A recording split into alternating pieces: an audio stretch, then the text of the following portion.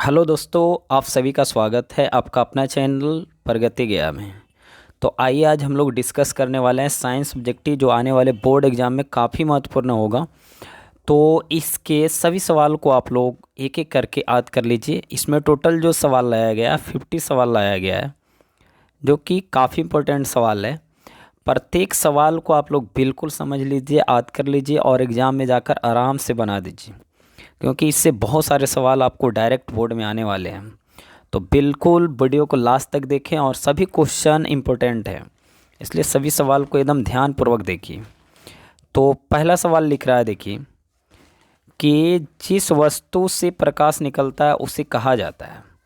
तो जिस वस्तु से प्रकाश निकलता है उसे प्रकाश स्रोत कहते हैं। क्या कहते हैं? प्रकाश स्रोत। नेक्स्ट सवाल लिख रहा है कि खतरे के संकेत का प्रकाश किस रंग का होता है। खतरे का निशान किस रंग का होता है? तो ये होता है लाल रंग का। क्या होता है? लाल रंग का। और अगर चैनल पर पहली बार आए हैं तो चैनल को सब्सक्राइब कर लें और बेल आइकन ज़रूर दबा लें, जिससे आने वाले वीडियो का नया नया वीडियो का नोटिफिकेशन आपको मिलते रहे। नेक्स्ट सवाल हम लोग चल रहे हैं 3 नंबर। लिख रहा है 3 नंबर सवाल में कि 1 जूल और 1 सेकेंड के अनुपात को क्या कहते हैं। 1 जूल और 1 सेकेंड के अनुपात को 1 वाट कहते हैं। क्या कहते हैं? 1 वाट। 4 नंबर सवाल काफ़ी महत्वपूर्ण है। चुंबकों के सजातीय ध्रुवों के बीच परस्पर क्या होता है। तो समान ध्रुवों के बीच जो होता है प्रतिकर्षण होता है और असमान ध्रुवों के बीच आकर्षण होता है। तो राइट आंसर बी हो जाएगा। नेक्स्ट सवाल हम लोग चल रहे हैं 5 नंबर। लिख रहा है, देखिए 5 नंबर, विद्युत मोटर परिवर्तित करता है।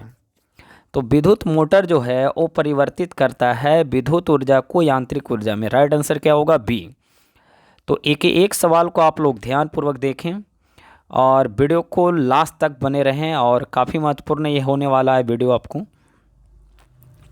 नेक्स्ट सवाल है, लेंस की क्षमता का एसआई मात्रक क्या होता है। तो लेंस की क्षमता का एसआई मात्रक ऐसे डाईऑप्टर होता है। क्या होता है? डाईऑप्टर।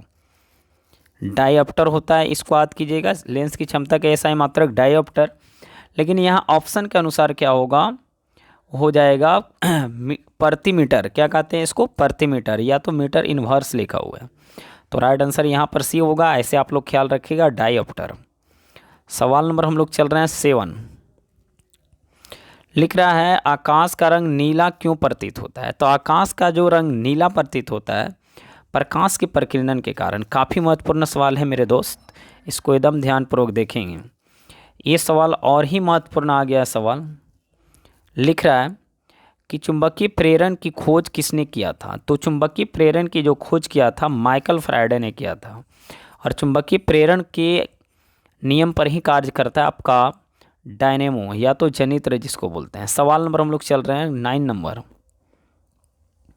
प्रतिबिंब का आकार हमेशा वस्तु के बराबर होता है, वो कौन सा दर्पण है? कौन ऐसा दर्पण है जो प्रतिबिंब का आकार हमेशा समान बनाता है? तो जल्दी जल्दी से आप लोग कमेंट करेंगे और वीडियो को शेयर करते जाएंगे सारे ग्रुपों में। तो 9 का राइट आंसर क्या होगा? सी। जल्दी जल्दी से आंसर कीजिए आप लोग प्रत्येक क्वेश्चन का। नेक्स्ट, 1 किलोवाट घंटा बराबर होता है। 1 किलोवाट बराबर होता है, तो 1 किलोवाट बराबर होता है 3.6 गुने 10 के पावर 6 जूल। बहुत इंपॉर्टेंट सवाल है मेरे दोस्त, इस सवाल को एकदम ध्यानपूर्वक याद कर लेंगे। सवाल नंबर 11, हमारे घरों में जो विद्युत आपूर्ति की जाती है वह कितना वोल्ट पर किया जाता है। देखिए ऑप्शन में 2 गो लिखा हुआ 220 वोल्ट ही होगा, लेकिन इसमें एक चीज़ केयर करना है कि देखिए यहाँ लिखा हुआ 220 वोल्ट प्रत्यावर्ती धारा होना चाहिए, ना कि दिश धारा होना चाहिए। कौन सा धारा? AC current. कौन सा? AC current. नेक्स्ट सवाल जो लिख रहा है, बहुत इंपॉर्टेंट सवाल, अवतल दर्पण की फोकस दूरी उसकी वक्रता त्रिज्या की क्या होती है। तो आपको पता है कि फोकस दूरी जो होती है वक्रता त्रिज्या की आधी होती है। क्या होती है? आधी होती है, यानी r/2 होता है। इसलिए राइट आंसर क्या होगा? बी। क्या होती है? आधी। नेक्स्ट सवाल हम लोग चल रहे हैं 13 नंबर। लिख रहा है, देखिए नेत्र लेंस की फोकस दूरी कम हो जाने से कौन सा दृष्टि दोष होता है। तो देखिए नेत्र लेंस की फोकस दूरी कम हो जाने से निकट दृष्टि दोष होता है। कौन सा? निकट दृष्टि दोष। राइट आंसर ए। नेक्स्ट सवाल चल रहा है 14। निम्नलिखित में कौन सा पद विद्युत परिपथ में विद्युत शक्ति को निरूपित नहीं करता है? देखिए, नहीं करता, ये ध्यान देना है मेरे दोस्त। तो इसका राइट आंसर हो जाएगा I square R. I R square क्या है? I R square, right answer B. Next सवाल चल रहे हैं 15। एक साधारण प्रिज्म कितने सतहों से घिरा होता है? तो एक साधारण जो प्रिज्म है वो घिरा रहता है 5 सतहों से। कितना सतहों से? 5, राइट आंसर सी। नेक्स्ट सवाल जो है 16 नंबर। विद्युत बल्ब के फिलामेंट में किस तत्व का उपयोग होता है? तो विद्युत बल्ब के फिलामेंट में जो यूज होता है वो टंगस्टन, राइट आंसर क्या होगा? ए। नेक्स्ट सवाल हम लोग चल रहे हैं 17। अभिनेत्र लेंस की फोकस दूरी में परिवर्तन किया जाता है। तो अभिनेत्र लेंस की फोकस दूरी में परिवर्तन जो किया जाता है पश्चमाभी मांसपेशियों द्वारा। किसके द्वारा? पश्चमाभी मांसपेशियों द्वारा। नेक्स्ट सवाल जो है 18 नंबर। सल्फेट अर्ध हाइड्रेट या हेमीहाइड्रेट का अन्य नाम क्या है? तो सल्फेट अर्ध हाइड्रेट या हेमीहाइड्रेट का अन्य नाम जो है वो आपका नाम जो है plaster of Paris. Plaster of Paris को ही बोलते हैं सल्फेट अर्ध हाइड्रेट, हाइड्रेट और या तो हेमीहाइड्रेट। सवाल नंबर 19। ऑक्सीजन की परमाणु संख्या कितनी है?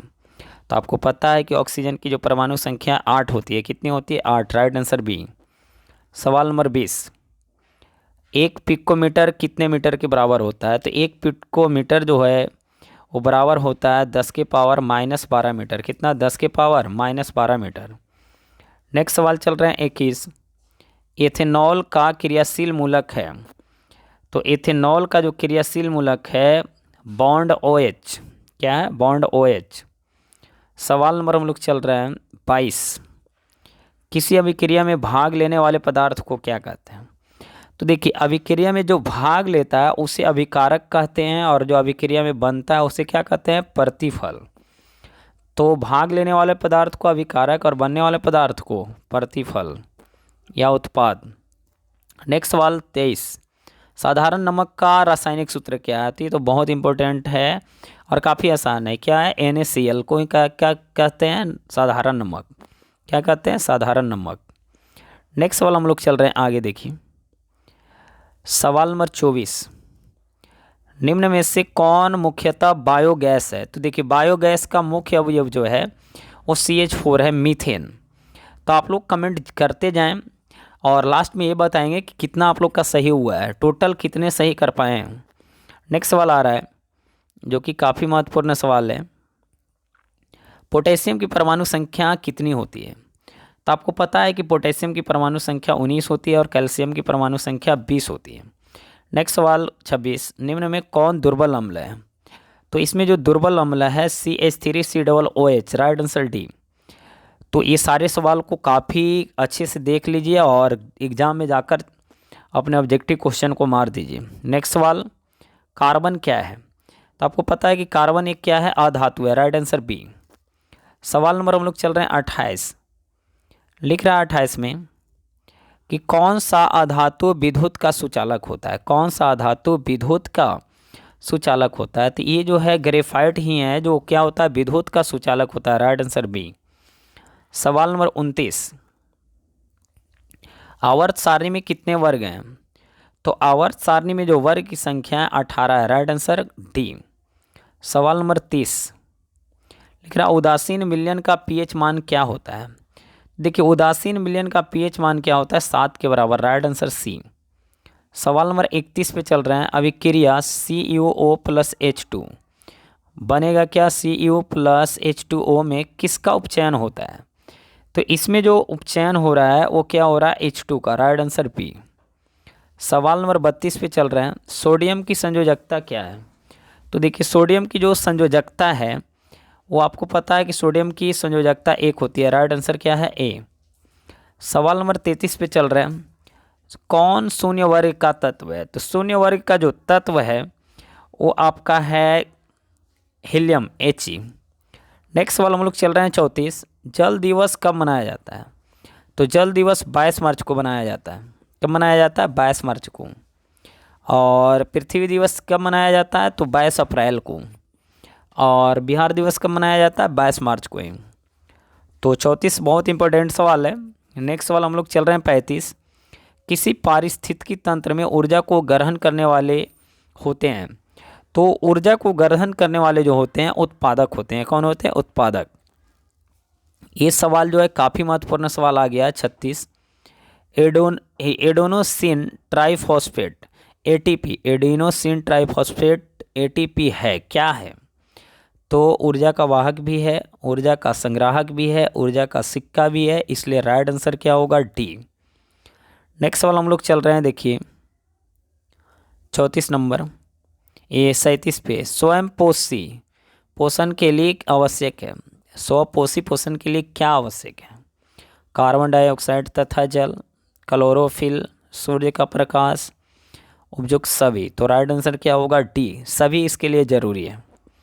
सवाल नंबर 38 पे चल रहे हैं। प्रकाश संश्लेषण द्वारा किसकी प्राप्ति होती है?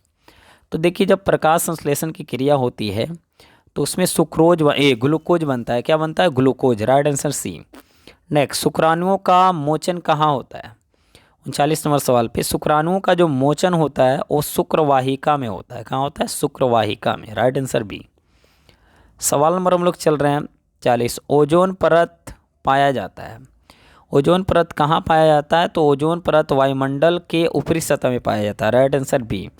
ऐसे इसका राइट आंसर जो होगा समताप मंडल में। कौन सा? समताप। कौन सा मंडल? समताप मंडल में। कौन सा मंडल में पाया जाता है? समताप मंडल में। बहुत इंपॉर्टेंट सवाल है। नेक्स्ट सवाल हम लोग चल रहे हैं, देखिए 41 के ऊपर लिख रहा है, अनुवांशिक गुणों का संदेश होता है। अनुवांशिक गुणों का जो संदेश होता है वो डीएनए अणुओं में। किसमें? डीएनए अणुओं में। नेक्स्ट सवाल हम लोग चल रहे हैं 42। एक नर हार्मोन है, तो एक नर हार्मोन जो है वो टेस्टोस्टेरोन। टेस्टोस्टेरोन। राइट आंसर क्या? डी। सवाल नंबर 43 पे चल रहे हैं, आप लोग जल्दी जल्दी से कमेंट करेंगे। शुक्राणु का निर्माण होता है, तो शुक्राणु का जो निर्माण होता है मेरे दोस्त वो विरसन में होता है। कहाँ होता है? विरसन। Right answer A. इस सवाल का जल्दी से कमेंट करेंगे आप लोग। निम्नांकित में कौन ट्रिप्सिन एंजाइम का कार्य करता है? तो ट्रिप्सिन एंजाइम का जो कार्य है वो प्रोटीन का पाचन। ट्रिप्सिन क्या करता है? प्रोटीन का पाचन करता है। सवाल नंबर 45 पे चल रहे हैं, कौन सी बीमारी श्वसन तंत्र से संबंधित है? तो श्वसन तंत्र से बीमारी जो है संबंधित निमोनिया है। क्या? निमोनिया। Right answer B. सवाल नंबर हम लोग चल रहे हैं 46 के ऊपर, मानव शरीर में सबसे लंबी कोशिका कौन है? तो मानव शरीर में जो सबसे लंबी कोशिका है वो तंत्रिका कोशिका। राइट आंसर सी।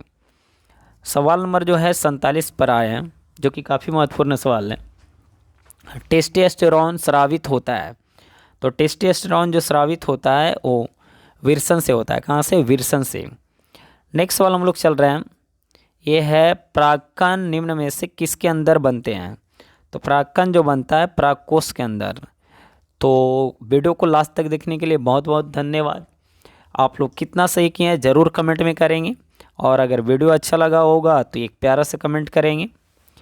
तो जय हिंद,